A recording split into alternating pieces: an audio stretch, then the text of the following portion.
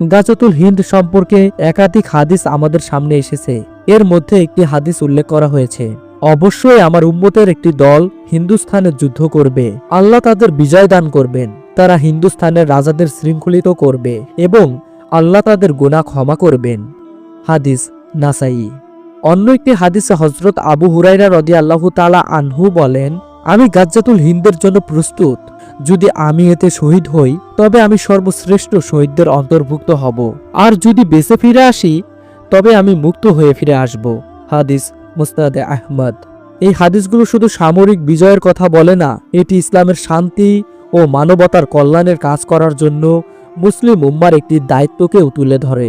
ইতিহাসে দেখা যায় মুসলিম শাসকরা বারবার ভারতীয় উপমহাদেশে প্রবেশ করেছেন। এটি শুরু হয়েছিল মোহাম্মদ বিন কাসিমের নেতৃত্বে সিন্ধু জয়ের মাধ্যমে। এরপর দিল্লি সুলতান এবং মুঘল সাম্রাজ্য এই অঞ্চলে দীর্ঘদিন ইসলামের শাসন প্রতিষ্ঠা করেছিল।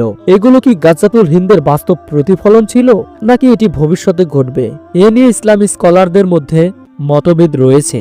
তবে একটি বিষয় পরিষ্কার, গাজ্জাতুল হিন্দের মূল লক্ষ্য হল ইসলামের আদর্শ ও শান্তি প্রতিষ্ঠা করা। আজকের পৃথিবীতে আমরা দেখছি ভারতীয় উপমহাদেশের মুসলিমদের অবস্থা দিন দিন চ্যালেঞ্জের মুখে পড়ছে। ইসলাম ফোবিয়া, নির্যাতন এবং দাওয়াতি কাজে প্রতিবন্ধকতা তৈরি হচ্ছে।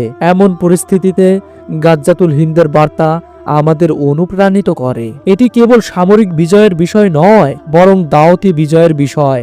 ইসলাম কখনোই জোরপূর্বক ধর্মগ্রহণের কথা বলে না, বরং সত্য ও ন্যায়ের বার্তা প্রচার করার মাধ্যমে মানবতার মুক্তি নিশ্চিত করে। গাজ্জাতুল হিন্দের আলোকে আমরা কি শিক্ষা নিতে পারি? এখানে আমরা 3টি শিক্ষা নিতে পারি। 1. দাওয়াতের মাধ্যমে কাজ করা।